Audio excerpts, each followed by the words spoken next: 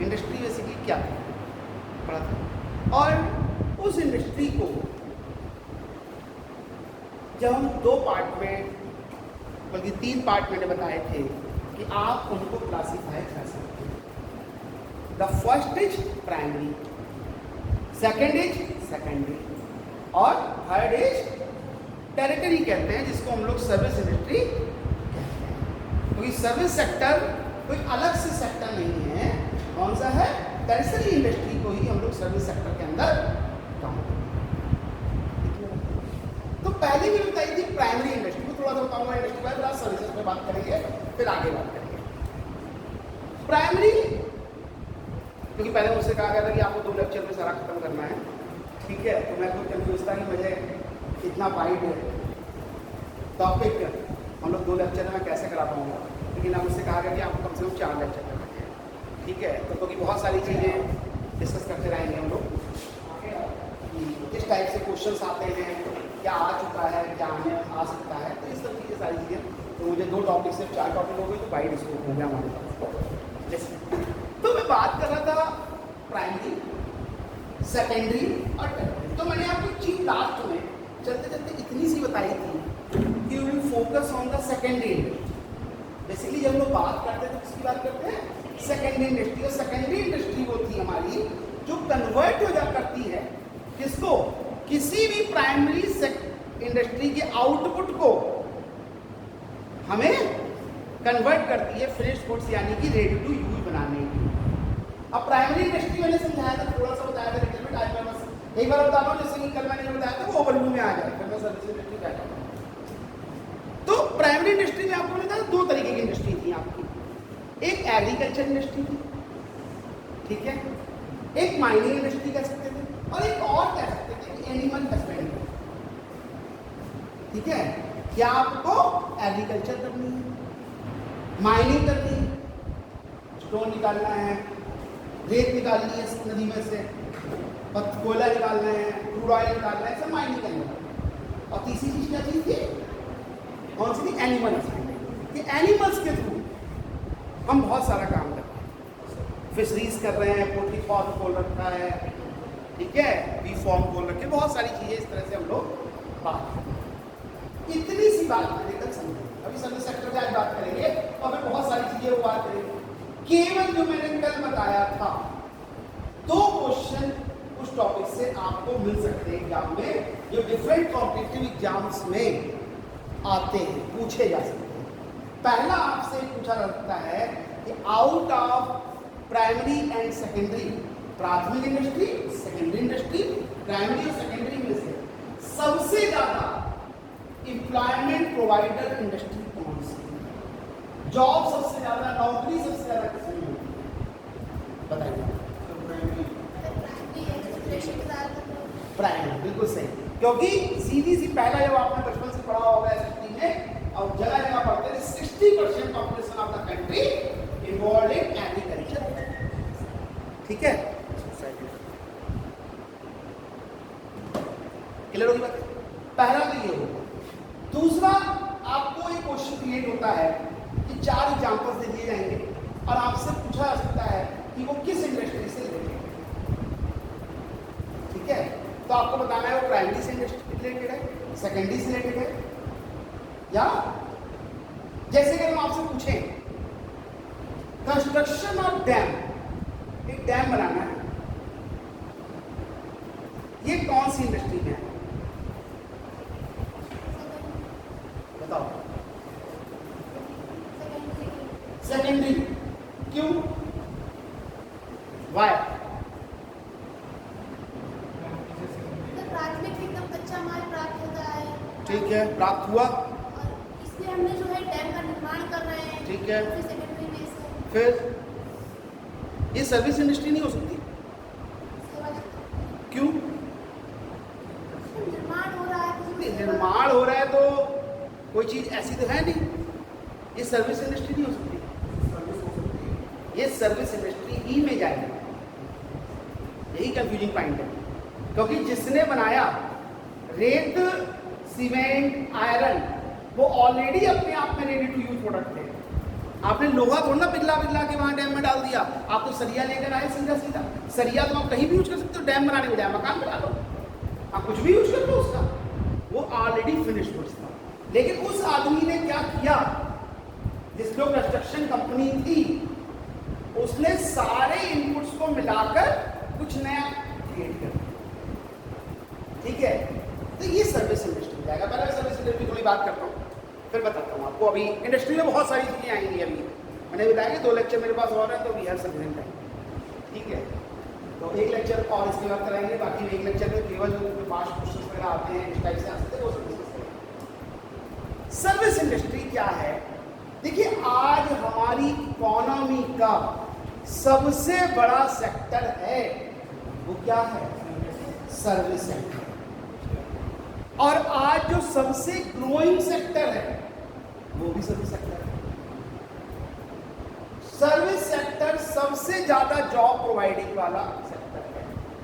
Total near about हमारी GDP का 55% हिस्सा जो है वो सर्विस सेक्टर कवर करता है। हम लोग बोलते हैं लास्ट टाइम 2020 में 54.67% था, and now it is 55% in total GDP approx.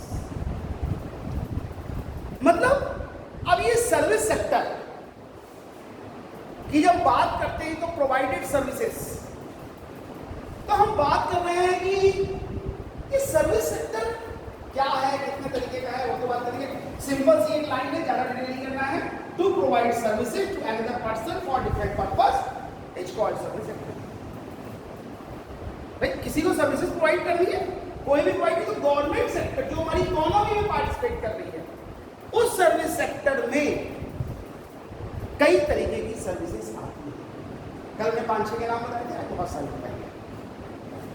और ये जितनी भी सर्विसेज हैं, इसमें आज जो सबसे बड़ी सर्विस सेक्टर निकल कर आ रहा है वो कौन सा आ रहा है?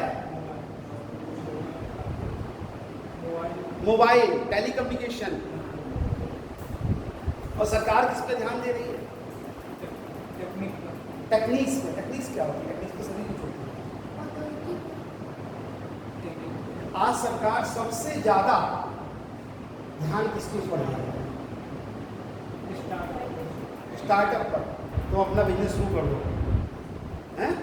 तो काहे तैयारी करना, कोई चाहिए स्टार्टअप ही कर लो, बढ़िया है। और क्या, इसमें तो अनसर्टेनिटी है, उसमें तो सर्टेनिटी है ही। आज government different types of loan provide कर रही है, आप लोन लीजिए, अपना बिजनेस करिए, दूसरों को जॉब दीजिए। ठीक है, सबसे बड़ा सेक्टर टोटल इकोनॉमी का 8% कॉन्ट्रीब्यूट कर रहा है। और गवर्नमेंट ने सबसे बड़ा ध्यान दिया है, गवर्नमेंट ने कहा सारे सेक्टर बेकार हैं, हम एक सेक्टर पे ध्यान देंगे, director call tourism and hospitality sector. आज सरकार का सबसे बड़ा फोकस है tourism sector. Tourism and hospitality, पूरा नाम ये है, tourism and hospitality sector government का सबसे बड़ा सेक्टर आज बन गया और सबसे ज्यादा ग्रोइंग सेक्टर है। लास्ट 2 ईयर की बात छोड़ दें, जो एक पैंडेमिक टाइम से हम लोग निकले, और उस पैंडेमिक टाइम में हम लोग यहाँ पर सुरक्षित हैं, ये बहुत बड़ी गॉड ग्रेस है। लेकिन उस टाइम को छोड़ दें, उसके बाद का जो पीरियड देखें, जो अभी भी हम लोग रिस्क में रह रहे हैं, रिस्क में हैं। आप अखबार में पढ़ते होंगे डेली कि अभी भी बीमारी फैल रही है, बीमारी बढ़ रही है, लेकिन उसके बाद भी आप कुछ चीज़ें और भी पढ़ते होंगे कि जहाँ पर लोग आज पिछले 2 सालों से पहले अगर 5 लाख लोग जाते थे टूरिज्म के लिए, आज वहाँ पे 15 लाख तक पहुँच रहे हैं, भीड़ बढ़ रही है। तो बेसिकली गवर्नमेंट का सबसे बड़ा ध्यान क्या है? Tourism sector. टूरिज्म हमारी इकोनॉमी में टोटल 8% कॉन्ट्रीब्यूट करता है।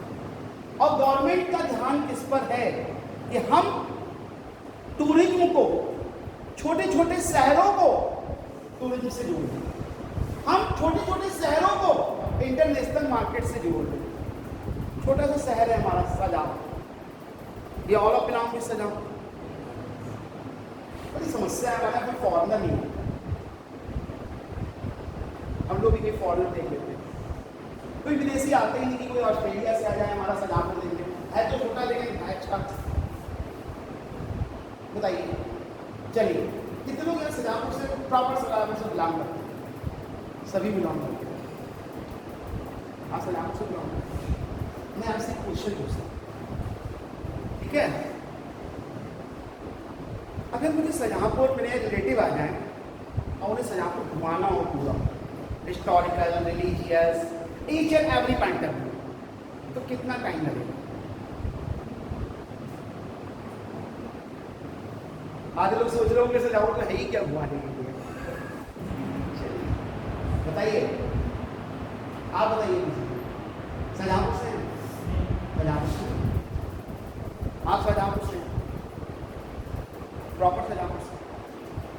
मान लीजिए आपको कोई अगर रिलेटिव आ जाता है, रिलेटिव तो आते जाते रहते हैं, और उनको आपको शाहजहांपुर घुमाना हो पूरा डिस्ट्रिक्ट, हिस्टोरिकल प्लेसेस के हिसाब से, रिलीजियस प्लेसेस के हिसाब से, कल्चरल प्लेसेस के हिसाब से, every different point of view से, तो कितना टाइम आप लेंगे? How much time you take it for moving different persons? एक दिन में पूरा सजापुर आप घूम लेंगे। और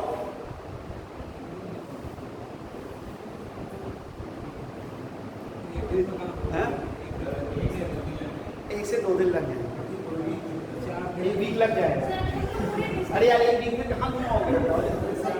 एक लिसन इनकी बात सुनते हम लोग। हाँ बताइए, आप एक वीक में, मैं बहुत सही बता रहा हूँ, सरकार क्या ध्यान दे रही है? हाँ पहले तो यहाँ जो हमारा सिटी में है वो दिखाएंगे, जो ग्रामीण इलाकों में है वो दिखाएंगे, जैसे दुआया में या फिर ज़्यादा जो हिस्टोरिकल प्लेस है उनको। इसकी बात बिल्कुल सही है।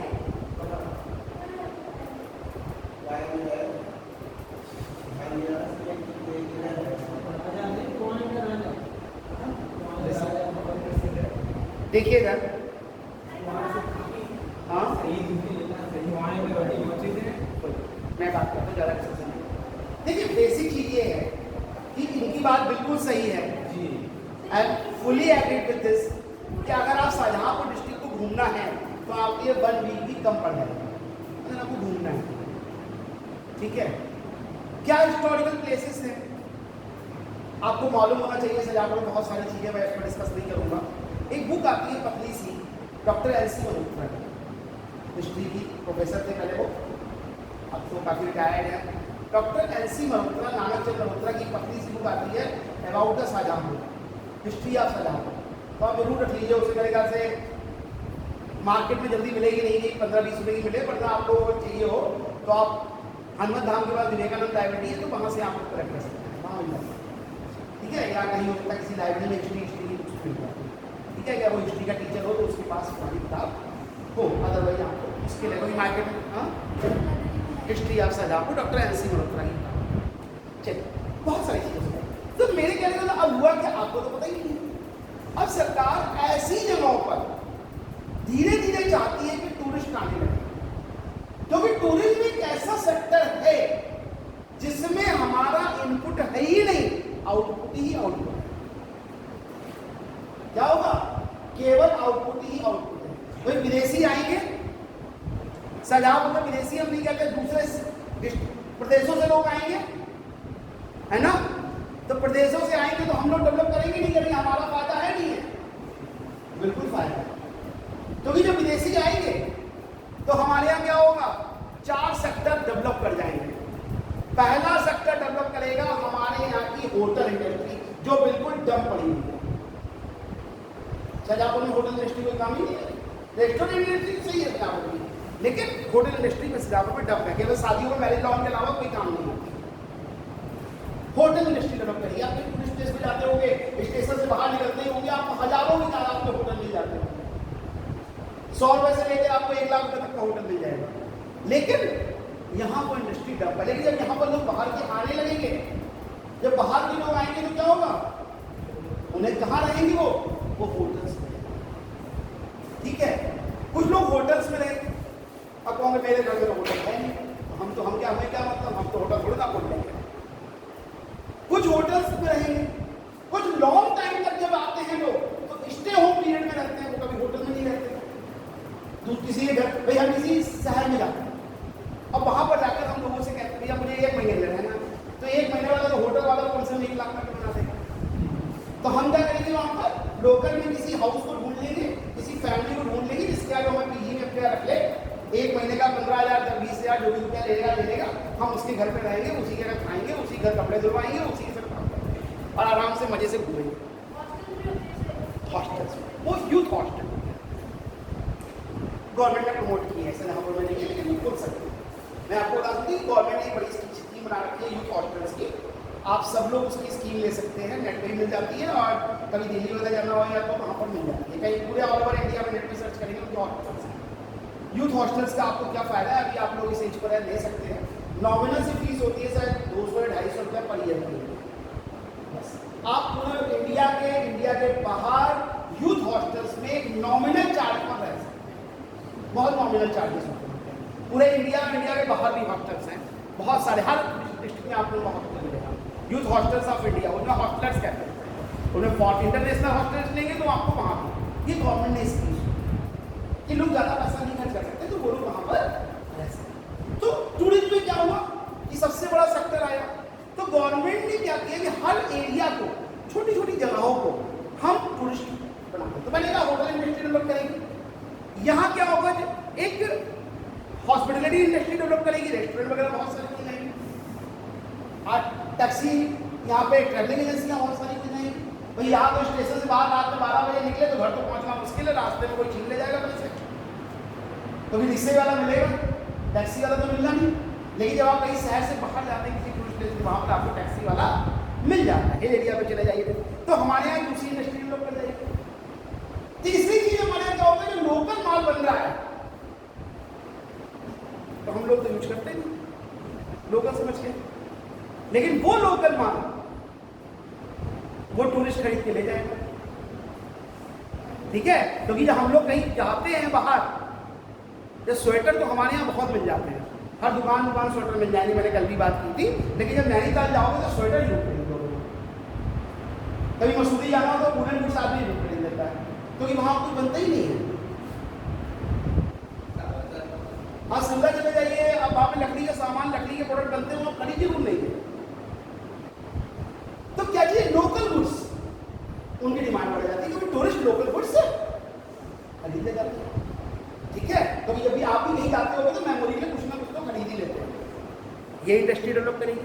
और चौथी सबसे बड़ी जो इसका फायदा होगा हमारे यहाँ कि भैया जब इतना पैसा आएगा तो इतने सारे लोगों को रोजगार मिल जाएगा, कोई काम करने वाले लोग भी तो चाहिए होंगे ना, और रोजगार जब मिल गया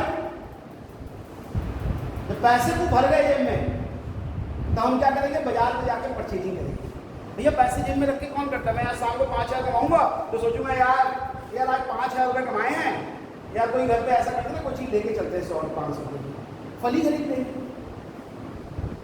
कुछ फल ऐसे हैं जो बहुत महंगे, मैं नहीं अफोर्ड कर सकता, लेकिन जब पैसे आएंगे तो अफोर्ड क्या होगा, उस फल वाले की इनकम बढ़ेगी, तो ओवरऑल जीडीपी का कंट्रीब्यूशन बढ़ेगा। जीडीपी में आप लोग एक चीज ध्यान रखिए, इकोनॉमिक्स आप पढ़ेंगे, जो भी पढ़ाई आप लोगों ने पढ़ी हो सकता हो, एक लाइन ध्यान रखिए कि कभी भी ये जरूरी नहीं है कि अंबानी आके उसमें कंट्रीब्यूट करेंगे, बड़ी इंडस्ट्री लगानी है, वो फूल वाला जो मंदिर के बाहर बैठा है 5 रुपए के फूल बेच रहा है, वो भी जीडीपी में कंट्रीब्यूट कर रहा है, क्योंकि जब वो 5 रुपए कमाएगा तो बाजार में जाके वो जब 5-5 करके 1000 लोग बेचेगा, 5,000 कमाएगा तो 2,000 रुपये खर्च करेगा, बाजार में जाके कुछ मजे करेगा, होटल में खाना भी खा लेगा जाके किसी दिन, वरना बेचारा गरीब आदमी इससे वाला क्यों खाएगा, वो तो वही खा लेगा ऐसे घर। लेकिन जब दिन में वो 5,000 कमाने लगेगा तो किसी होटल में वो भी खाएगा, तो होटल वाले की तो जीडीपी में कंट्रीब्यूशन एक सर्कुलेशन में है। तो टूरिज्म सेक्टर जो सबसे बड़ा है वो गवर्नमेंट ने, अब आप इतने बड़े टूरिज्म सेक्टर के ऊपर छोटे छोटे प्लेसेस को गवर्नमेंट ने ऐड करना शुरू किया और एक स्कीम शुरू की, आप लोग नोट डाउन कर लीजिए, यूडीए उड़ान।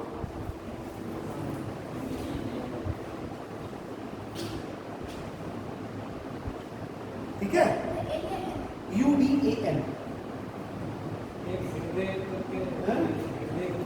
कौन सी,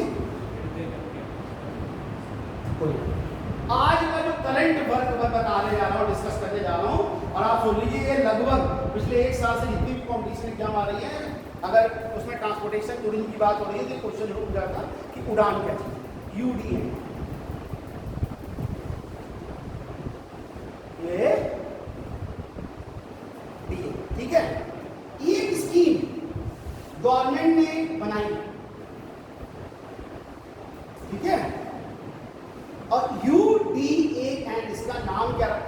स्कीम का यू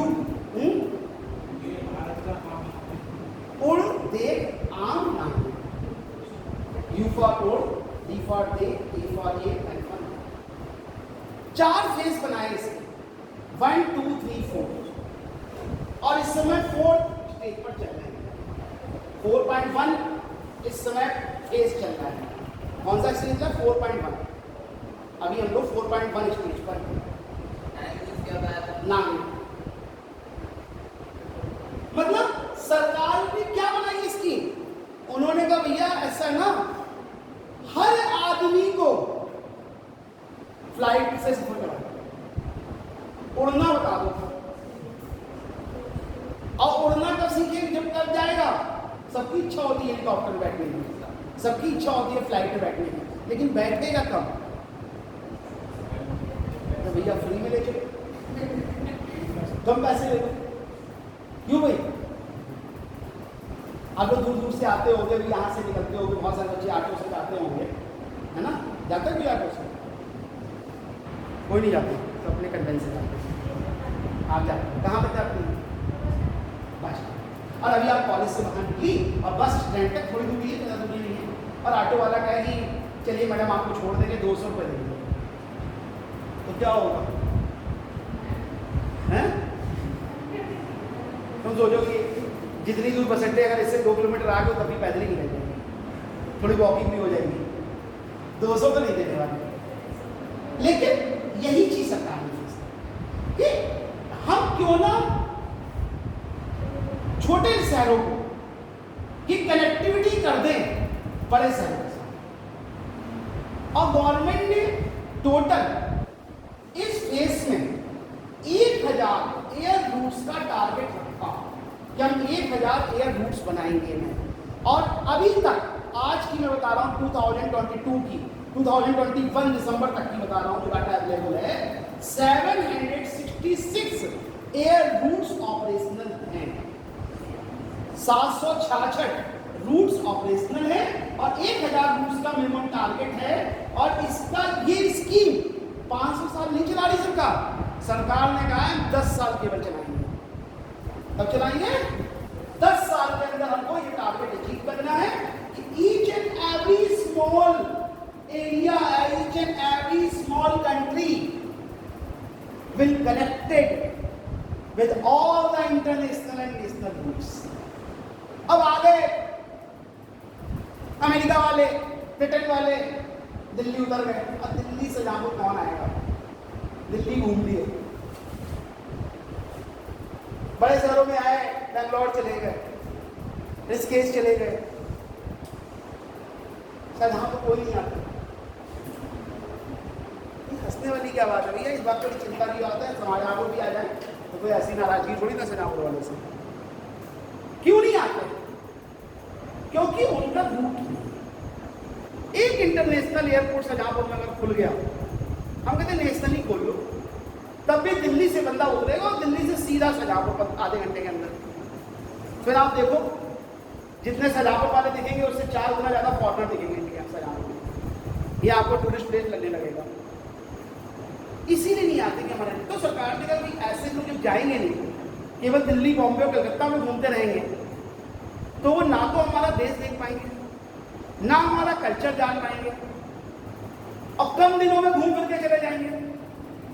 तो उन्हें तो टिकाना है, तो उन्हें छोटे शहरों में लेकर, वो हमारे छोटे शहर, क्योंकि अब दिल्ली वालों की इनकम बढ़ रही है तो शाहजहांपुर वालों को क्या फर्क पड़ रहा है? कोई फर्क नहीं पड़ता। जब हर एरिया में टूरिस्ट जाएंगे तो हर एरिया में, और गवर्नमेंट ने स्कीम को इतना प्रमोट किया, केवल 10 साल का टारगेट लेके चले। 21 अक्टूबर 2016 को ये लॉन्च हुई थी, 21 अक्टूबर 2016 को लॉन्च की, और इसको प्रमोट करने के लिए एक काम और किया 2020 में। अब वो क्या किया 2020 में कि 21 अक्टूबर को उड़ान डे डिक्लेयर कर दिया। हर साल 21 अक्टूबर को उड़ान डे मनाया जाएगा। 2020 में डिक्लेयर, 4th फेज में कर दिया ऐसा, ठीक है। पहला फेज 16-17 था, फिर 17-18 चला, 18-19 हुआ, 19-20 में उन्होंने डिक्लेयर किया 4.1 चल गया उससे। तो प्रॉब्लम तो क्या हुआ, अब उन्होंने किया क्या इस स्कीम को, इसलिए मैं डिटेल में बता रहा हूँ कि टूरिज्म की सबसे बड़ी स्कीम यही है जो सबसे ज्यादा कॉम्पिटिटिव वहां पर आ सकता है। तो बेसिक क्या हुआ, उन्होंने कहा भाई क्या करना है, उन्होंने प्राइवेट सेक्टर के साथ कोलैबोरेशन कर लिया सरकार ने, क्योंकि सरकार की फ्लाइटें कितनी, एक थी एयर इंडिया, वो बेच ली, ठीक है, इसको दे दी, प्राइवेट सेक्टर तो चला ही नहीं पा रहे, डब्बे थे जहाँ सस्ते मध्य थे, आराम से आदमी पहुंच जाता, दिल्ली से बॉम्बे पहुंच गए थे, 1500 रुपये लगते थे, अब जाएगा तो नेचुरल सी बात है डूबेगा। उन्होंने क्या किया, प्राइवेट सेक्टर्स के साथ, क्योंकि एयरपोर्ट्स पे मैक्सिमम एयरपोर्ट जो इस समय इंडिया में हैं नेशनल और इंटरनेशनल लेवल के, उनको ऑपरेशन वो है सरकारी, लेकिन उनका जो मेंटेनेंस है वो प्राइवेट सेक्टर, किसका है, प्राइवेट सेक्टर, तभी इतने साफ सुथरे हैं, ठीक है, प्राइवेट सेक्टर का उनका मेंटेनेंस है, सरकार ने उनके साथ कोलैबोरेट कर रही है, जितनी फ्लाइट्स हैं उनके साथ एक कोलैबोरेशन किया, क्या कोलैबोरेशन किया, कंडीशन लगा दी, मोनोपोली, भैया करना पड़ेगा वरना बंद करो, फिर फ्लाइट ले जाओ अपने घर पे चलाओ, और क्या किया कि 50% टिकट आपको सब्सिडी रेट पर बेचने पड़ेंगे, आप चाहे अपना कैसे बेचो, आप चाहे घाटा उठाओ, लॉस उठाओ, कुछ भी करो, जितने भी आपके रूट्स हैं, जितने भी आप रूट्स पे अपने फ्लाइट चला रहे हैं, 50% टिकट्स आपको सब्सिडाइज रेट पर बेचने पड़ेंगे। तो उन्होंने कहा भैया हम तो नहीं बेच पाएंगे, अपना फ्लाइट बंद कर देंगे, कहाँ से लाएंगे भाई, 50% हम सब्सिडी बेचेंगे, सब्सिडी आप तो दोगे नहीं मुझे कुछ, हम सस्ते में क्यों बेचें भाई, मान लीजिए कि मेरी अपनी कपड़े की दुकान है और ये प्रधानमंत्री कहे भैया तुम अपना कपड़ा सस्ते में बेचो, तो हम तो कहेंगे भैया हम तो दुकान बंद कर दे रहे हैं, क्यों सस्ते में बेचेंगे, हमें तो पैसा कमाना है। तो कहा कोई बात नहीं, आप भी नुकसान मत उठाओ, हम आपको सुविधा देते हैं। बोले क्या सुविधा दोगे, बोले अगले 10 साल तक आप पार्किंग में खड़ी करिए अपना फ्लाइट, कोई किराया नहीं मांगेगा, कोई पार्किंग नहीं लगेगी आपको, किसी भी एयरपोर्ट पे आपका फ्लाइट है।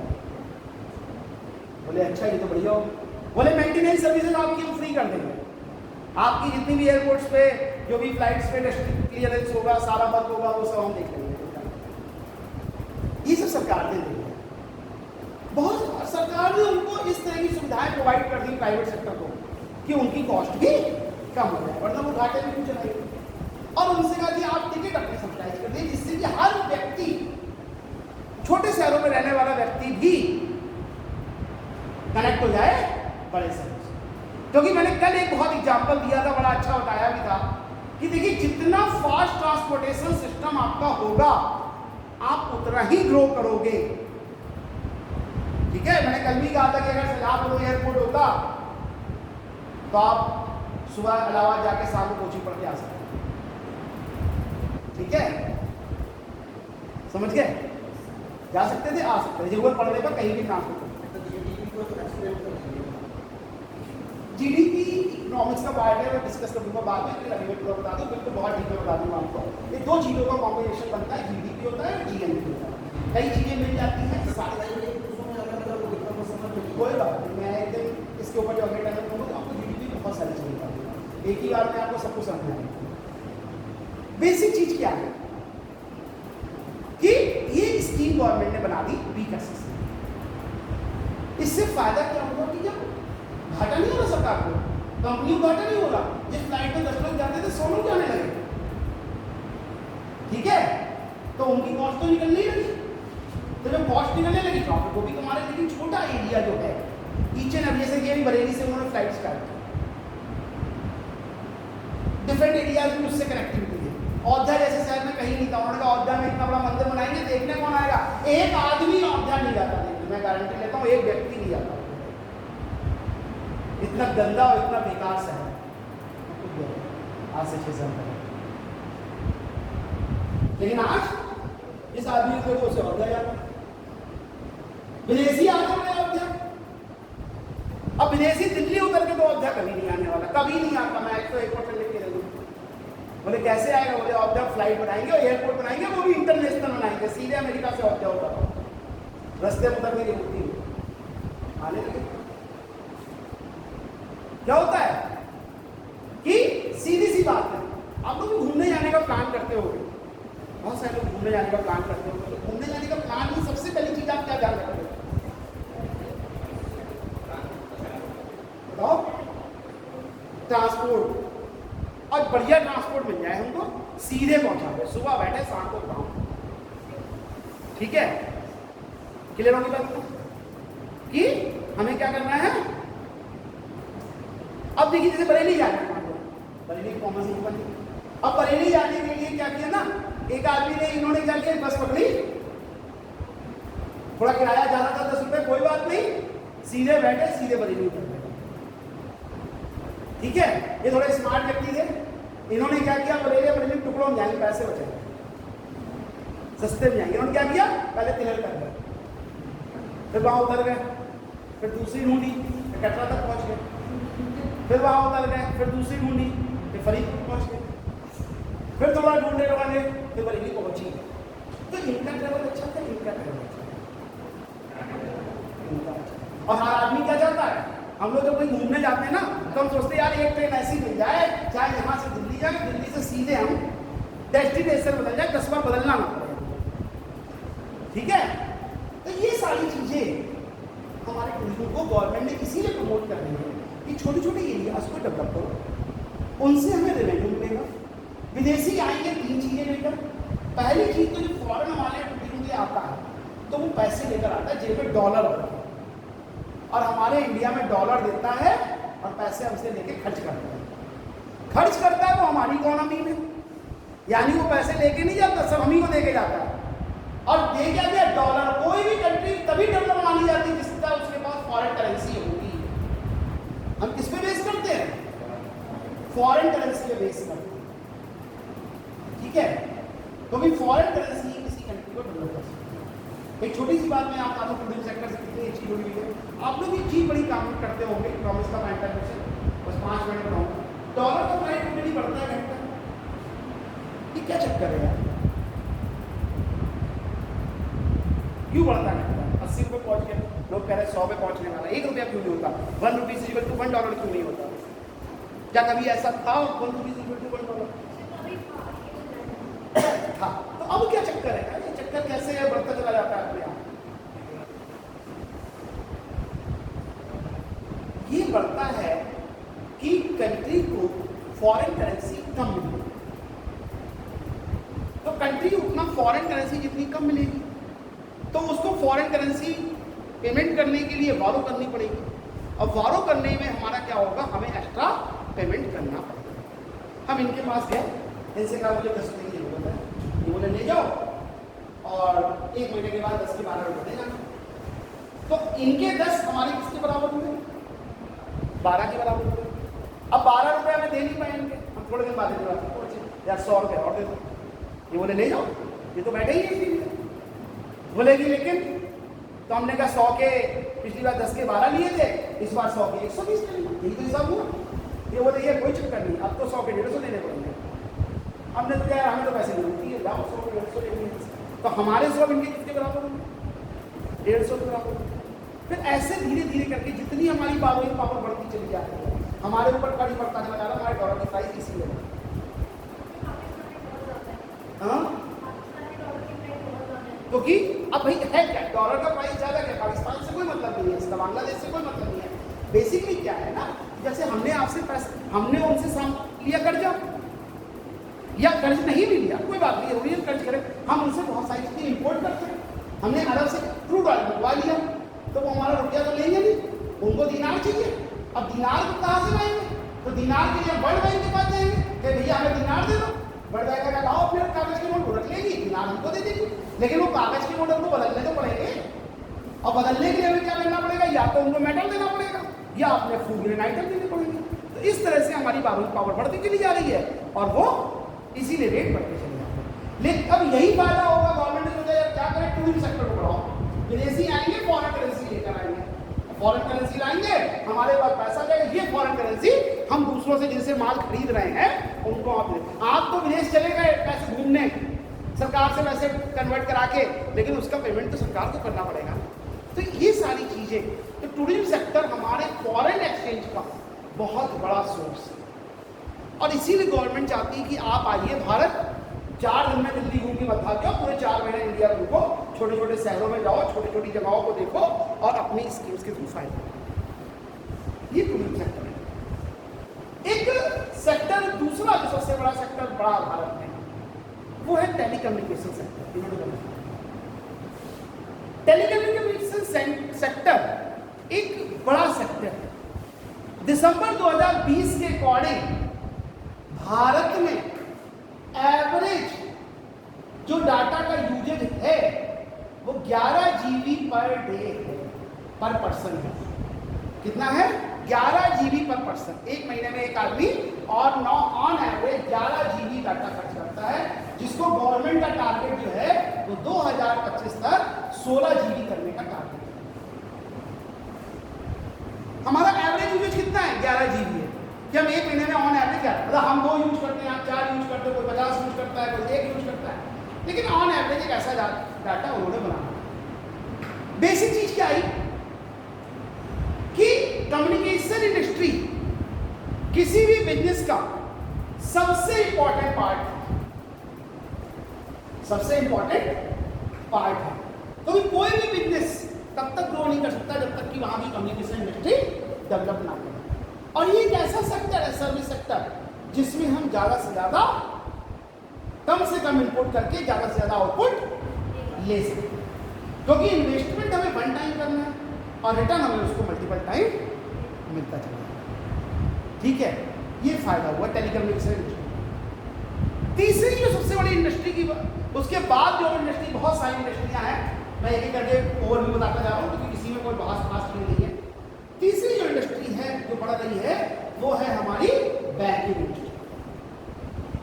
गवर्नमेंट का टारगेट है कि हर आदमी की पकड़, हर आदमी का रीच बैंक हो जाए, हर आदमी के घर पर बैंक पहुंच जाए और हर आदमी के घर पर किसी भी तरह से उसको फंड्स प्रोवाइड कर दे।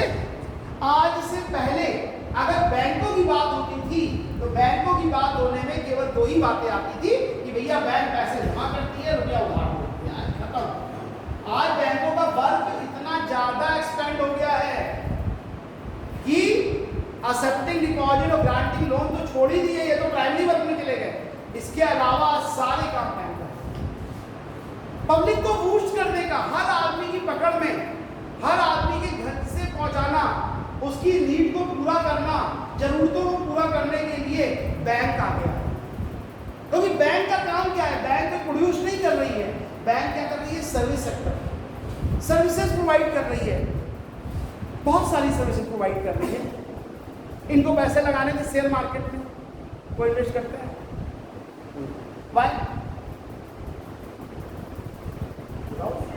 टीवी में इतने सारे ऐड भी आते हैं, क्या हुआ? पैसे ही नहीं है। How much amount you expected to invest in share market? तुम क्या सोचती हो तुम्हारे पास कितने पैसे होने चाहिए तुम शेयर मार्केट में इन्वेस्ट करो? एक्स्ट्रा तो पैसे हो, एक्स्ट्रा किसी के पास नहीं। अंबानी बेचारा परेशान है, एक्स्ट्रा पैसे ही नहीं आते, मेहनत करता रहा, दिन रात लगा रहता काम। पैसे तो किसी के पास एक्स्ट्रा नहीं होते, जितने होते उतने कमाते, खरीद सकते। ठीक है, कभी खरीदे आप? दोस्त खरीदते, आप नहीं खरीदते, क्यों? खरीदते क्यों नहीं? खरीदा घाटा हो जाएगा। बहुत अच्छा लाइन देखिए, मैं यही बात सुनना चाह रहा था, ये कहना क्या है। इन्होंने कहा यार थोड़े पैसे हैं, किसी काम आएंगे, वो भी पैसा अपने जमा कर देंगे, शेयर मार्केट में तो डूबने ही डूबे। तो भाई आपके पैसे डूबने का आपने समझिए, इसीलिए तो इन्वेस्ट नहीं करते। भारत में 6% लोग केवल शेयर मार्केट में पैसा इन्वेस्ट करते हैं।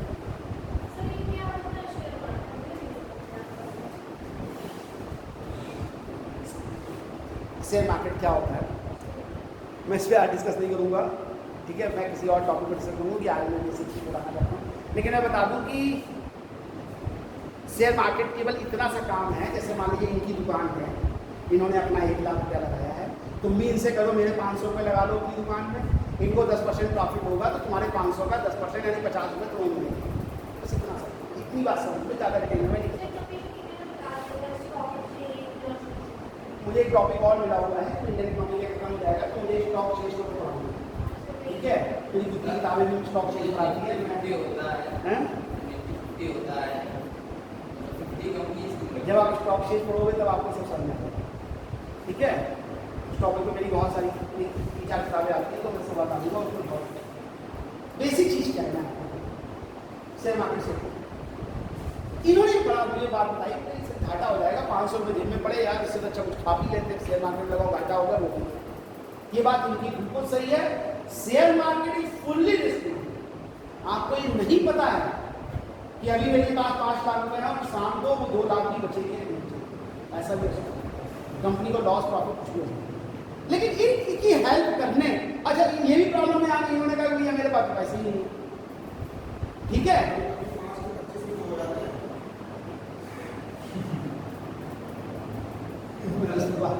नहीं करूँगा मैं, जो बेसिक चीज बताना चाहता हूँ।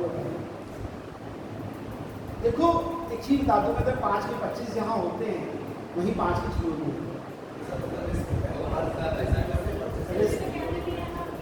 है ना।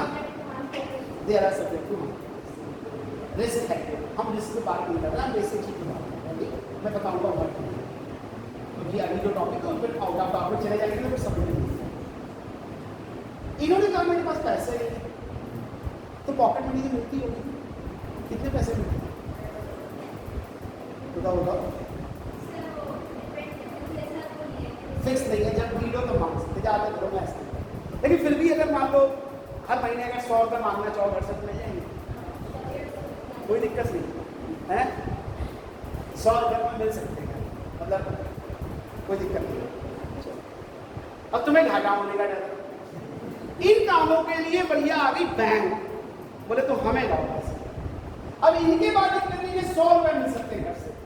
अब ये 100 रुपये शेयर मार्केट में कुछ नहीं मिलेगा, और मिलेगा तो ये 100 रुपये नहीं मिलेगा, वो भी चले जाएंगे, बचेगा इनके पास कुछ नहीं। इससे अच्छा ये खा पी के बैंक आई आगे, बैंक ने कहा कोई बात नहीं, बैंक ने आपको इन्वेस्टमेंट सर्विसेज प्रोवाइड की, म्यूचुअल फंड्स प्रोवाइड की, सर्विसेज प्रोवाइड की, म्यूचुअल फंड की इन्वेस्टमेंट सर्विसेज है। उन्होंने कहा तुम्हें घाटा होने का डर है, हमें लाओ पैसे, 12% की तुम्हारी गारंटी लो और तुम्हें 12% मिलेगा, चाहे सब डूब जाए पैसा, लेकिन पेड करना पड़ेगा उन्होंने से। उन्होंने कहा 10 साल के पैसा दे दो, हमें 500 रुपये दोगे दे दो, और 10 साल बाद आना आपको 500 कम बढ़ा के देंगे, घाटा नहीं होगा। मैं दूसरी बार बता दूँ, दो मिनट टाइम तो क्या हुआ, तो सेफ हो गया ना। तुमने सोचा यार 500 रुपये दे देंगे, यार बैंक में 6% इंटरेस्ट दे रही है, 5.8 दे रही है इस समय, हमको तो बढ़ा देगी बैंक की सर्विस में। तो जो मिडिल क्लास आदमी, हम जैसे करते लोग, हमने क्या किया, बैंक को म्यूचुअल फंड के थ्रू पैसा देना शुरू किया। अब बैंक ने उसको इन्वेस्ट करना शुरू किया, हमें एक सर्विस जमा करने के लिए उन्होंने हमें एक कंसल्टेंसी सर्विस प्रोवाइड की। बैंक के पास अपनी एक्सपर्ट की टीम है, वो एक्सपर्ट की टीम किसी काम में लगी हुई है कि आपके पैसे को कैसे सेव करें, और उस सेफ्टी के साथ वो आपको पैसे ज़्यादा से ज़्यादा करें, क्योंकि 12 आपको देने तो 12 वो सोच रहे हम ही कमाएंगे, फ्री में कौन काम करता है। उन्होंने सोचा यार इस आदमी ने 500 दिए, हम 20% कमाएंगे, 12 इनको देंगे, 8 कमाएंगे, फ्री में कोई काम नहीं। अच्छा इनकी प्रॉब्लम ये थी कि इनके पैसे नहीं थे, 100 रुपये थे, तो बैंक ने कहा 100 रुपये तो शेयर मार्केट में कहीं ले सकते। तो बैंक ने कहा कोई बात नहीं, आप 100 रुपये दे दोगे, हर महीने 100 रुपये देती हो। अगर आप बैंक में रिकरिंग डिपॉजिट कर दोगे, 100 रुपये जमा करोगे, पूरे साल में 6000 जमा होंगे 5 साल में, और 5 साल के बाद 6300 रुपये मिलेंगे। आप हमें देखो 5 साल वेट करो, हम आपको 6000 के 8000 देंगे। इन्होंने सोचा 2000 फायदा, 100 रुपये महीने जा रहे हैं, काम चलेगा। तो बैंक ये चीजें नहीं समझते सारे कि आपको बैंक में पैसा जमा करने और निकालने का भी, आपके पैसे को पोर्टफोलियो बनाने का भी काम करने लगी, आपको कंसल्टेंसी लानी। अब लोग उसके पास और भागने लगे। पहले जो बैंक के कस्टमर थे वो तो ठीक थे, अब लोग कहाँ जा रहे हैं, अब लोग वो लोग नहीं जा रहे जो बैंक में पैसा जमा ही करने जा रहे हैं, अब वो लोग नहीं जा रहे हैं जो दूसरी जगह पैसा जमा करने। तो बैंक की सबसे जी बैंक है जैसे कि मान private bank, I am not about the private bank, सब ये लाइक बैंक की बात है। प्राइवेट बैंक इधर लाइक अलग ही हुआ जब चैनल बैंक आगे आती है जी, जो हमारा इन्वेस्टमेंट है म्यूचुअल फंड होता है, उसका जवाब कौन होगा, बैंक हाथ रखती है। मैंने फिर वही कहा, प्राइवेट सेक्टर की बात नहीं हुई, प्राइवेट सेक्टर बैंक नहीं हाथ रखती, सब हाथ रखती है।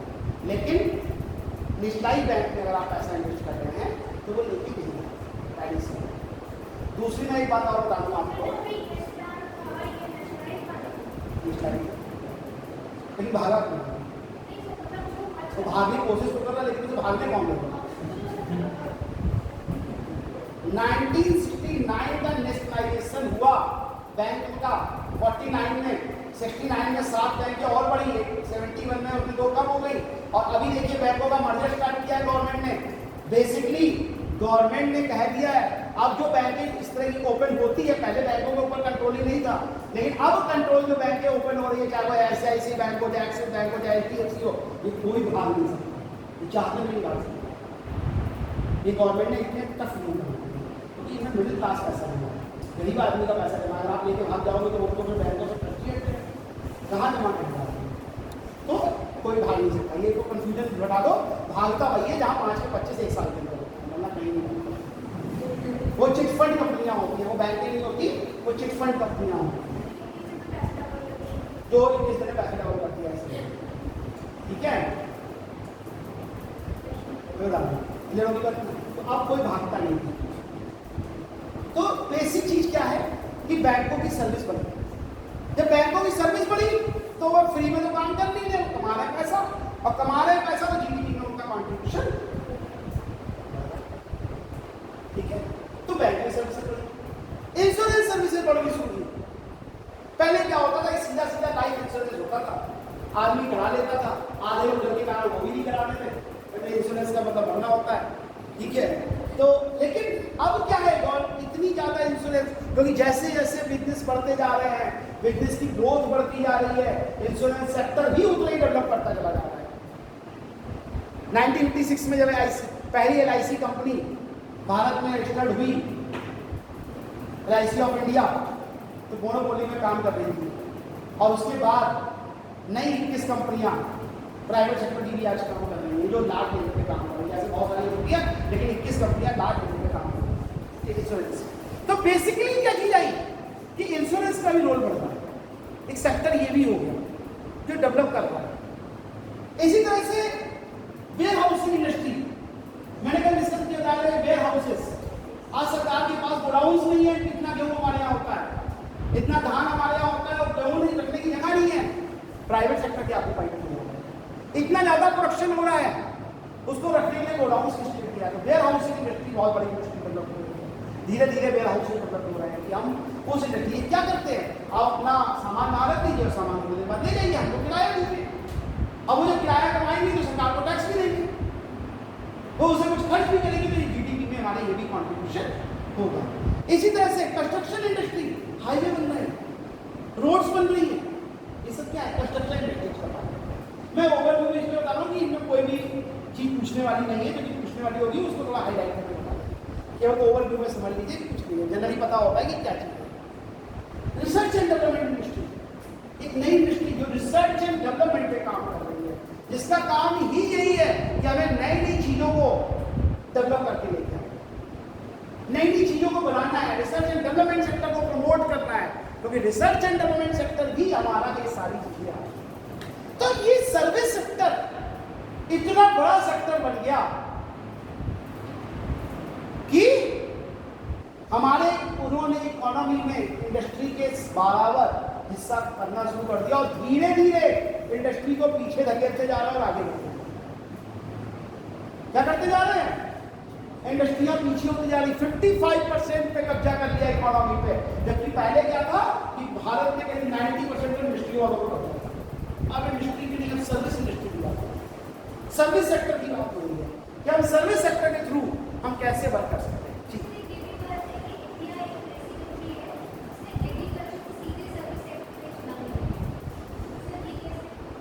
उन्होंने एग्रीकल्चर से सीधे सर्विस सेक्टर पर छलांग लगाई। कैसे लगाई?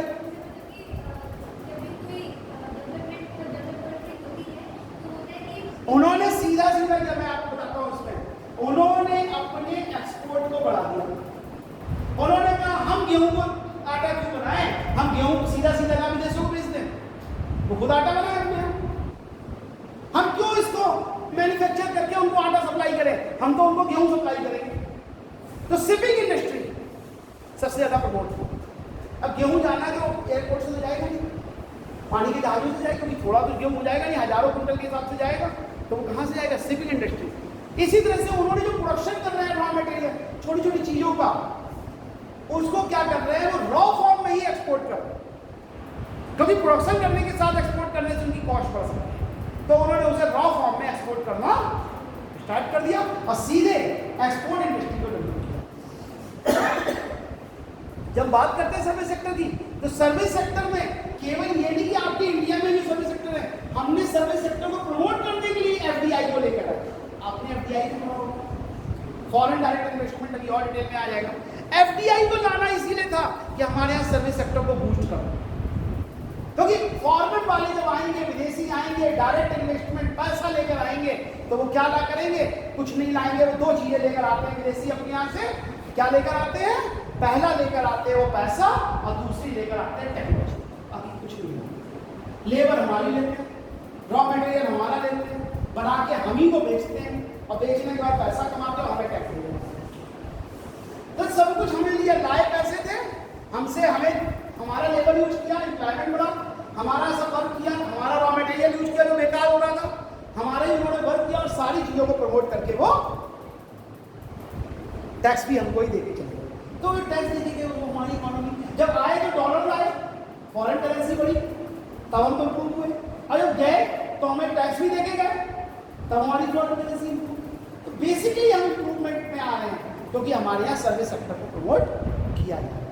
ठीक है, इसके अलावा और बहुत सारे सेक्टर की बात हो सकती है, कोई भी चीज हो सकती है, किसी भी तरह के सर्विस सेक्टर की बात हो सकती है, चाहे वो इलेक्ट्रिसिटी का सर्विस सेक्टर हो, चाहे वो different conversion different type of sector हो, किसी भी सेक्टर में जहां सर्विसेज प्रोवाइड की जा रही हैं, वो सारे सर्विस सेक्टर के अंदर आ रहे हैं।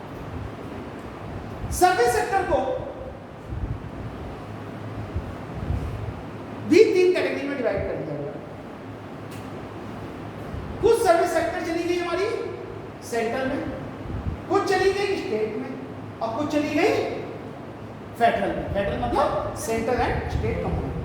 ठीक है, तो इस तरह से वो सारी सर्विसेज में कंपोजिट सर्विसेज, ये सारी चीजें हमारे यहाँ धीरे धीरे डेवलप हो रही है। एनुअल ग्रोथ जो हमारे यहाँ है इस समय सर्विस सेक्टर की, वो 7.5 to 8% के बीच है, यानी कि अप्रॉक्स हम कह सके तो 8% सर्विस सेक्टर ग्रोथ कर रहा है। यानी कि अगर इस साल 55% ग्रोथ है, तो नेक्स्ट ईयर कितनी हो जाएगी? 55 का अगर 8% निकाल दीजिए तो 4.4, यानी 9 अबाउट हम 59-60 के आसपास नेक्स्ट ईयर पहुंचने की पोजीशन में हैं, क्योंकि सर्विस सेक्टर ही सबसे प्रमोशन। अरे बात करते हैं कि चलो बहुत सारी बातें होगी सर्विस सेक्टर में, ये बढ़ क्यों रहा है, चक्कर क्या है, इस सर्विसेज क्यों सेक्टर क्यों बढ़ रहा है, क्यों प्रमोट कर रहा है service sector? Service sector boost कर रहा है, तो हमको तो ये तो बताना चाहिए व्हाई, रीजन क्या है इसका, ये क्यों बूस्ट कर रहा है? सरकार मदद कर रही है। सरकार तो यार मदद कर रही है, लेकिन मिलना तो तुम्हें पड़ेगा ना। इनपुट कम है, आउटपुट ज्यादा है, कभी पॉसिबल हो सकता है? तुम्हें मुझे 1 किलो आटा देता हूँ, ठीक है, आज घर पे लेना जाता है, और उससे 1000 रोटियाँ होंगी, पॉसिबल है? तुम कैसे कर रही हो? इनपुट तो हम डाल सकते हैं, और कैसे ज़्यादा कैसे हो सकता है? थोड़ा बहुत तो प्रोसेस होता है, लेकिन कोई इतने इफेक्ट थोड़ी ना हो सकता। बताओ, बता सकता है ये सर्विस सेक्टर की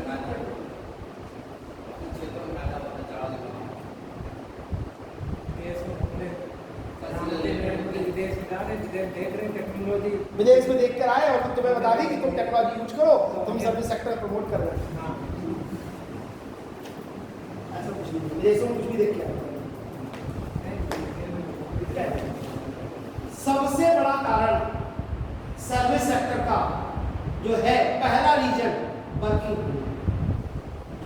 महिलाएं आगे आई हैं हर सेक्टर में काम करने के लिए, और जब क्या था कि पहले हमारे यहाँ मैन केवल काम कर रहे थे, ठीक है, केवल मैन्स काम करते थे, मेल काम करते थे। जब मेल काम करते तो हमेशा लेबर प्रॉब्लम बनी रहती है, ठीक है, उतनी ज्यादा प्रोडक्टिविटी नहीं हो रही थी।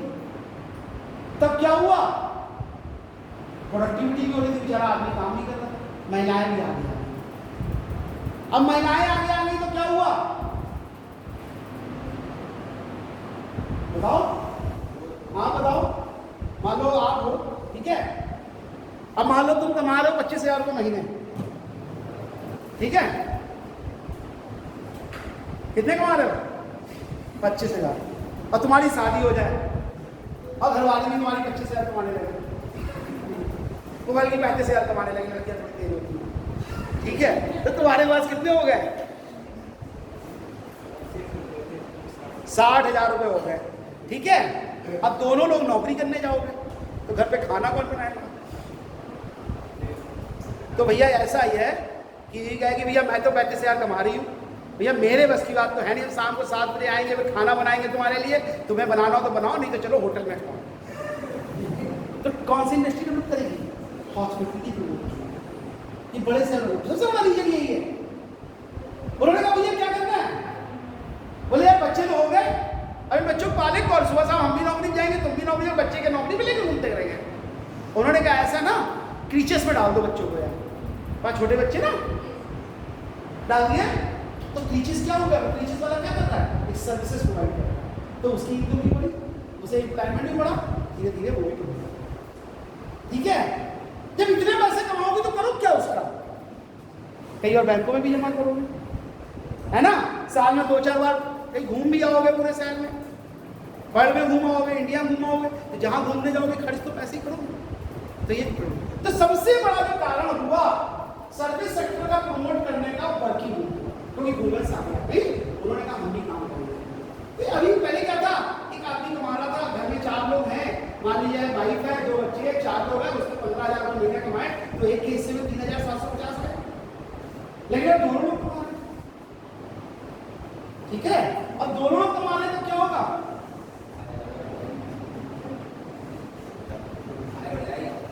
इनकम बढ़ेगी, और इनकम जब बढ़ेगी तो करेंगे क्या पैसे का, यार खर्च ही करने, और जब खर्च करने तो वो इंडस्ट्रियां डेवलप करनी शुरू हो, ठीक है। कौन सी इंडस्ट्री डेवलप करी, एक बहुत बड़ा कारण बना, एक फैमिली जहां पे हस्बैंड वाइफ दोनों लोग जॉब करते हैं, बड़े शहरों में एक चीज और डेवलप कर रही है, वो हो रही है फैमिली, जो हमारे सर्विस सेक्टर को सबसे ज्यादा बूस्ट करता है। इस ऐसे लोगों को, ऐसे कपल्स को हम लोग डिंस में DINKS, ठीक है, नो किड्स, शॉर्ट में कर सकते हो नो किड्स, ठीक है, उन्हें बच्चे नहीं चाहिए, पहली बात तो इसमें they are not allowed to any type of child up to particular period of time. क्योंकि बहुत सारी कंपनियां जब आपको जॉब दे रही है तो आपके साथ कॉन्टेक्ट कर रही है कि आपको 5 ईयर तक अपनी मैरिड लाइफ को अवॉइड करना है, आपको इस तरह के चेक, आपको कुछ नहीं चाहिए। फिर जो बड़े शहरों में काम कर रहे हैं वो लोग क्या कर रहे हैं, वो लोग इस तरह की प्लानिंग कर रहे हैं कि ठीक है हम लोग अगले 10 साल तक किड्स को अवॉइड करेंगे, 5 ईयर तक अवॉइड करेंगे। तो ये सब जब अवॉइड करेंगे तब क्या हुआ, उनके पास पैसा तो आ ही रहा है, नौकरी दोनों लोग करें, दोनों लोग जॉब करते हैं, तभी डिंग्स क्रिएट होते हैं, हमेशा याद रखना, सिंगल पर्सन से कभी डिंग्स नहीं क्रिएट होते। ऐसे कपल्स जो अपनी फैमिली प्लानिंग करते हैं, जॉब नहीं चाहते, किड्स नहीं चाहते हैं, उन लोगों को डिंग्स कहते हैं, नो किड्स। तो ऐसे लोग जो होते हैं वो सर्विस सेक्टर को प्रमोट करते हैं, वो क्या करते हैं, सर्विसेज ज्यादा से ज्यादा आउटसोर्सिंग की सर्विसेज, जैसे कि उन्हें खाना है तो कहते हैं कि घर पे कौन बनाए, रेस्टोरेंट ले, आराम से रेस्टोरेंट से खा लेंगे, किसी टिफिन वाले को काउंट कर लेंगे, वहां से खा लेंगे, इस तरह से डेवलप करते हैं वो डिफरेंट टाइप्स ऑफ अदर। अब जब आप भी अकेले रहेगा, बच्चे नहीं होंगे, तो सोचता है यार क्या ठीक है, या क्यों मकान अपना नहीं खरीदे, हाईली इन्वेस्टमेंट करेंगे, किराए के मकान में रहेंगे, इस तरह की इन्वेस्टमेंट डेवलप कर जाएंगे, तो उसकी इनकम बढ़ेगी किराएदार। तो ये हमारी इनकम को बढ़ाती है थिंग्स की वाली। तीसरी चीज है high level of population, population बढ़ती चली जा रही है, और जब पॉपुलेशन बढ़ती चली जा रही है तो आदमी काम ही करेगा, तो काम क्या करेगा, मैन्युफैक्चरिंग तो बढ़ नहीं सकता, हर आदमी इंडस्ट्री तो लगा नहीं सकता, तो हर आदमी जब इंडस्ट्री नहीं लगा सकता तो क्या करेगा, वो सर्विसेज प्रोवाइड करने का, क्या काम करेगा, सर्विसेज प्रोवाइड करने का।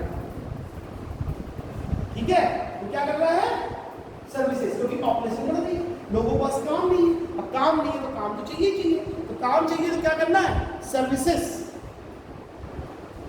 आपको वो प्रोवाइड।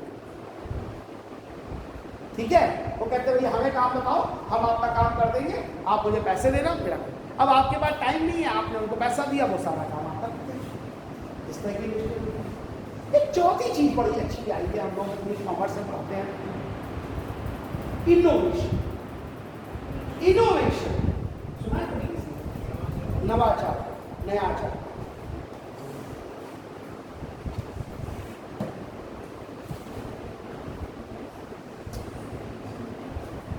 नवाचार, इनोवेशन बहुत इंपॉर्टेंट है सर्विस सेक्टर के लिए, क्योंकि सर्विस सेक्टर बूस्ट ही हो रहा है केवल इनोवेशन के कारण। ठीक है, यहां कितने लोगों का मोबाइल फोन है, सबके पास है। कितने लोग 4G यूज करते हैं, सभी करते हैं। और मैं गारंटी देता हूं, हम हो ना हो मिले ना मिले, कि अगले दिसंबर में आप सब नया मोबाइल खरीदना होगा। खराब है, खराब है। जैसे किसी ने इन्होंने तो अभी खरीदा, तब भी ये दिसंबर में बदल दिया, उनको नया मोबाइल ही लेना है, इन्होंने कसम खा रखी है। ये पैसे कहीं से ले आएंगे, क्यों भाई, क्योंकि अक्टूबर में जैसे ही 5G का सारे लोग फोन अपने फोन को कन्वर्ट कर लेंगे 4G से 5G। ठीक है, तो इनोवेशन हो रहा है। एक होता है साइंस के स्टूडेंट जानते हैं इन्वेंशन, यानी कि कुछ नई चीजों को बनाना, और एक इनोवेशन होता है बनी बनाई चीजों को ही प्रमोट करना, और इनोवेशन ही सर्विस सेक्टर को सबसे ज्यादा बूस्ट कर रहा है, ये ध्यान रखना। क्योंकि जितना ज्यादा इनोवेशन हो रहा है, सर्विस सेक्टर की डिमांड भी उतनी ज्यादा होती है। क्योंकि हमारे पास कोई प्रोडक्ट होता है, हम उसके बाद भी उस दूसरे प्रोडक्ट को खरीदने के लिए तैयार हो जाते हैं, क्योंकि हमें कुछ अपडेटेड वर्जन मिलता है। इनोवेशन को एक्सप्लेन कर सकता है कैसे होती है, हालांकि बहुत डीप में रिपोर्ट नहीं है, लेकिन मैं थोड़ा सा चाहता हूँ कि इनोवेशन पाले पता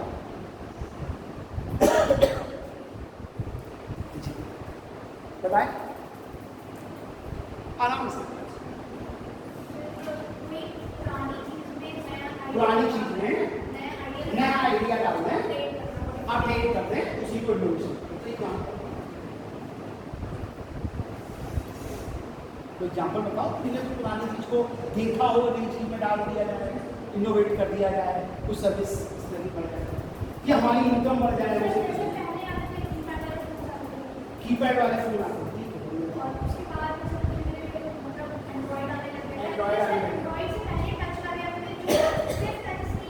विंडोज फोन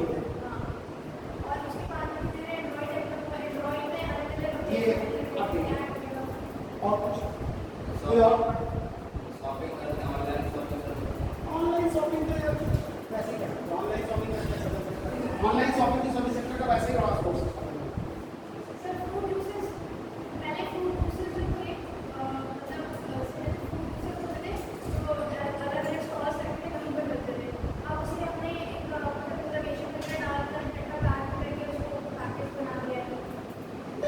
वो तो पैकेट चूज तो आपको लाइफ टाइम आज हजारों साल से मिल रहा है, थोड़ी ना वो अलग बात है, हमने वर्जन चेंज कर दिया है।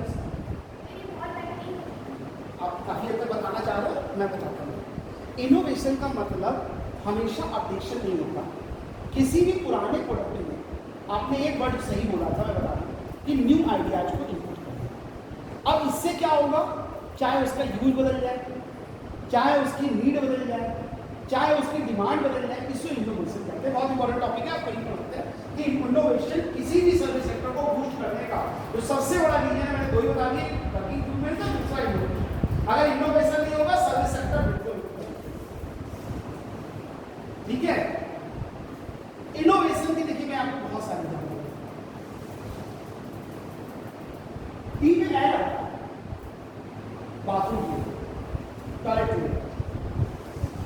देखा है कभी? क्या बेचते हैं? आटो। ठीक है, अब वो क्या बेचते थे? उन्होंने कहा मेरा हार्पिक उन्होंने बनाया, बढ़िया केमिकल बनाया, टॉयलेट साफ होता है, चलो भैया ठीक है टॉयलेट साफ कर देंगे। अब आदमी क्या करता था, महीने में एक डिब्बा खरीदता था, टॉयलेट के लिए कोई पूरी 100-200 रुपया खरीदता था, एक डिब्बा खरीदता था, उसका महीने भर का चल जाता था। लेकिन कंपनी ने सोचा यार आदमी एक ही डिब्बा खरीदेगा तो हमारी सेल कैसे होगी? सेल को कैसे होगा? उन्होंने कहा अच्छा पब्लिक को समझाना। दुनिया में सबसे पहले करने लायक आई थी कि दुनिया में सबसे सीधा इंसान कैमून है, उससे सीधा कुछ नहीं, उसे कुछ भी बेचना। क्या हुआ यहाँ पर? उन्होंने क्या किया?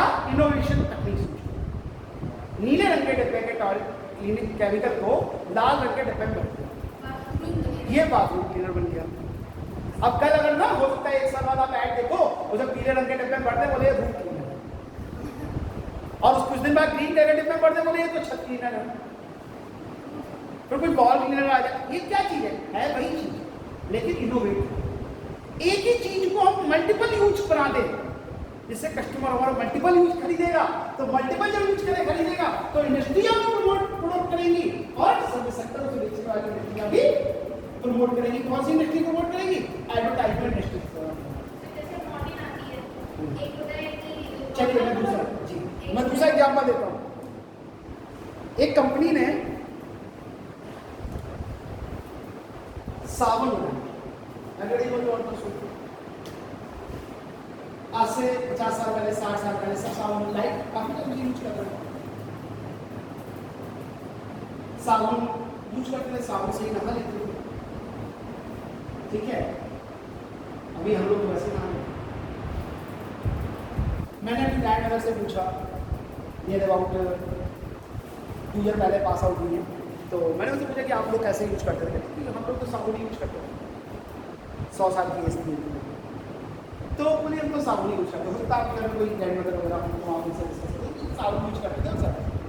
लेकिन ये मार्केटिंग सर्विसेज का प्रोवाइड करते हैं, उन्होंने कंपनीज का कि आप इनोवेट करें और हम आपकी सर्विसेज प्रोवाइड करेंगे। क्योंकि मार्केटिंग सर्विसेज जो है वो भी एक सर्विस सेक्टर को सबसे ज्यादा प्रमोट कर रही है इनोवेशन। उन्होंने एक दूसरी कंपनी आई, उसने कहा भैया क्या करें, साबुन बनाना है। हमें भी एक साबुन कंपनी बनाती थी, 10 बनने लगे, 20 बनने लगे, 50 बनने लगे।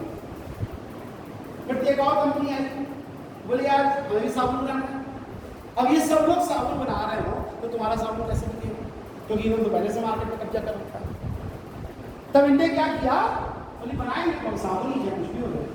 इन्होंने कसम खा रखी, इन्होंने साबुन को लिक्विड रख दिया और उसे भर दिया एक पाउच में, बॉटल्स में, बोलिए ये शैम्पू है, बात तो इसी तो दोनों बना तुम्हारे साथ बात। आज मैं नहीं कह सकता कि आज के समय में कोई आदमी चाहे बीकर सेक्शन का हो, गरीब से गरीब होगा, कभी साबुन से बाल धोने की गलती करेगा, उसे लगेगा मैं तो उनको गलती करूँगा। शायद को बिना शैम्पू के बाल धोता, बीकर सेक्शन भी चाहे वो 1 रुपये के पाउच में करके, चाहे वो बिल्कुल करेंगे साफ होएगा शैम्पू से। अब इनका तो शैम्पू चलने लगा, जितनी भी साबुन कंपनी, अब ये तो पहले आई, इन्होंने अपना बेचा, मार्केटिंग कंपनियों ने रोज डेली सुबह शाम ऐड दिखाकर कंज्यूमर को इतना मोटिवेट कर दिया कि अब तो वो शैम्पू ही खरीदेगा, वरना नहाएगा ही नहीं। अब ये भी आ गए, बोले हम भी साबुन बनाएंगे। अब इनका तो पहले शैम्पू बिक रहा है, ये लोग भी साबुन बना रहे हैं, सब लोग साबुन, इनको देख के सब लोगों ने शैम्पू बना, जितने साबुन आ रहे हैं सबने शैम्पू बना दिया। इन्होंने कहा वही शैम्पू का क्या करें साबुन को, इन्होंने कहा हम ऐसा करेंगे उस साबुन का पेस्ट बनाएंगे, इसे ट्यूब में भरेंगे, इसे फेस वॉश के नाम से बेचेंगे। ठीक है, अब क्या हो गया, वैकल्पिक मल्टीपल यूज होगा। अब एक आदमी, पहले जो एक आदमी साबुन खरीदता था, महीने का 40-50 रुपए का उसका बजट था, साबुन खरीद के अपना पूरा फैमिली उससे निपट लेती थी। लेकिन अब उसे साबुन भी खरीदना है, साबुन भी खरीदना है, फेस वॉश। ठीक है, बताओ, सुन लो, ये आ गया। फिर चौथे लोगों ने सोचा, कंपनी ने सोचा यार अब तो तीनों लोग खरीदा, अभी और कैसे सेल हो रहा है, तो उन्होंने उसी शैम्पू जो साबुन का लिक्विड था उसका और लिक्विड रहने दिया, बॉटल में भर दिया, पूरे टेक्निक का बॉडी वॉश। अब आपको बॉडी वॉश है। अभी देखिए 1 साल के बाद आपके जो नई कंपनियां आ सकती हैं, जो नए इंटरप्रेन्योर आ सकते हैं, उनके पास एक ऑप्शन है कि फुट वॉश बनाना। अब एक आदमी नहाने जाए तो पहले 5 चीज़ों का अरेंजमेंट करे, बालों के लिए शैम्पू ले और पैरों के लिए साबुन ले, फिलहाल तो चेहरे के लिए बॉडी फेस वॉश ले, पूरी बॉडी के लिए बॉडी वॉश ले, तब तो नहाए या तो नहाए। कंपनी के कहने का मतलब इतना था कि हम एक प्रोडक्ट बेच रहे हैं तो हमारी एक का प्रोडक्शन होगा, एक के लिए एम्प्लॉयमेंट मिलता है, हम एक की जगह सेम चीज 4 तरीके से बेच रहे हैं। ठीक है, मल्टीपल यूज बना लेना है। ठीक है, आप मुझे बताइए क्या नाम है आपका? ठीक है, आराम से सरिता जी, मुझे एक चीज बताइए, आपको बर्फी पसंद है पेड़े? Very nice, good. आप बताइए। बर्फी पसंद है, आप बताइए। डायबिटीज तो नहीं है? जैसे आपको क्या पसंद है वही मंगवाइए। पेड़े पसंद है, आपको बर्फी पसंद है। ठीक है, अब मैं आपको बता दूं दोनों लोगों को शेप से पूछो क्या, उस हलवाई की देर है, उसने खोए को सर्कल में काट दिया तो पेड़े बन गए, स्क्वायर काट दिया तो बर्फी बन गई, ट्रायंगल काट देगा तो कुछ और गोल बना देगा तो लड्डू बन गया। क्या अंतर किया उसने भैया? तुम्हें बर्फी और पेड़े में अंतर क्या नजर आया बताओ? कोई अंतर नहीं होता, nothing else, nothing else. Base क्या है उसका? खोया है ना, सर्कल में काट दिया तो पेड़े बन गए, स्क्वायर काट दिया तो बर्फी बन गई, और क्या अंतर है? अब गोल बना दिया तो लड्डू बन गया, गोल बना के फ्राई कर दिया तो गुलाब जामुन बन गया। अंतर क्या किया उसने? लेकिन उसने समझ लिया कि इनके जैसे तो कस्टमर आएंगे, ये पेड़े मांगेंगे, ये बर्फी मांगेंगे, और एक ही चीज देंगे तो मेरा नहीं बिकने वाला। तो उसने क्या किया ना, उसी खोए को रेक्टेंगल में काट दिया, ट्रायंगल में काट दिया, गोल बना लिया, चारों तरफ से स्क्वायर में काट दिया, 5 तरीके बना दिया, और इनको 5 तरीके बना दिया, इनको पसंद आ रहा है, हाँ यार बढ़िया चीज है, वहां तो वैरायटी मिल जाती है। डिफरेंट, मतलब मेरे कहने का मतलब है एक ही चीज का मल्टीपल यूज बना देना, यही इनोवेशन। अच्छा, इनोवेशन ना हो तो सर्विस सेक्टर नहीं होगा, क्योंकि सर्विस सेक्टर का पहले ही इनोवेशन। जैसे मैंने कहा अभी आपके पास 4G फोन है, सबके पास 4G फोन है। भारत में गवर्नमेंट कहती है कि 80% लोग फोन यूज कर रहे हैं, जो लोग नहीं यूज कर रहे सरकार उनको फ्री में बांट रही है, लेकिन फोन मिल रहा है उनको। जब फोन मिल रहा है फिर भी फोन मोबाइल की नई दुकानें खुलती जा रही है, फिर भी मोबाइल फोन बिक रहा है। क्यों बिक रहा है? कि हर 3 महीने के बाद एक नया मोबाइल फोन मार्केट में नए फीचर्स के साथ लॉन्च हो जाता है। तो कस्टमर को लगता है यार हमारे मोबाइल में पुराने फीचर्स हैं, नए फीचर्स आ गए हैं, इनोवेट होकर आ गया है, और लोग उसे खरीदने लगते हैं। ये सर्विस सेक्टर को प्रमोट करता है और एडवर्टाइजमेंट कंपनियां हमको बूस्ट करती हैं। तो हमारी केवल 4 ग्रोथ के चांसेस हैं। सर्विस सेक्टर में ग्रोथ क्यों होती है? पहला, हमारी पॉपुलेशन बढ़ रही है। सबसे मेजर इंपॉर्टेंट क्वेश्चन है, अगर कभी आप पूछते what is the main cause of तो वर्किंग वुमेन्स। दूसरे नंबर पे टेंस, तीसरे नंबर पे इनोवेशन, चौथे नंबर पे इंटेलिजेंट पॉपुलेशन। क्योंकि पॉपुलेशन बढ़ते ही डिमांड बढ़ जाती है, डिमांड बढ़ते ही लोगों की रिक्वायरमेंट बढ़ती है और लोग उसके अकॉर्डिंग प्रोडक्शन अपना करते हैं। क्लियर हो गया? तो अभी मैंने बताया आपको सर्विस सेक्टर कितने तरीके का होता है, उसमें टूरिज्म सेक्टर को मैंने एक्सप्लेन किया, स्कीम बताई, क्या ग्रोथ के चांसेस हैं, अब क्या क्या चैलेंजेस हैं सर्विस सेक्टर के सामने, कौन कौन से सेक्टर में क्या क्या प्रॉब्लम्स आ रही हैं, नई नई स्कीम्स गवर्नमेंट ने कौन कौन सी और डेवलप कर रही है, इन सब के बारे में डिस्कस करेंगे। इंडस्ट्री के बारे में भी डिस्कस करना है कि और कौन कौन सी इंडस्ट्रियां हैं, कितने तरीके की सेक्टर की इंडस्ट्रियां आगे बढ़ जाती हैं, कितने तरीके की क्या प्रॉब्लम्स आ रही है पब्लिक सेक्टर में, क्या क्या गवर्नमेंट सेक्टर में, क्या प्राइवेट सेक्टर में, ये हम लोग नेक्स्ट टाइम पे डिस्कस करेंगे। ठीक है, थैंक यू। थोड़ा आप पढ़ लीजिए।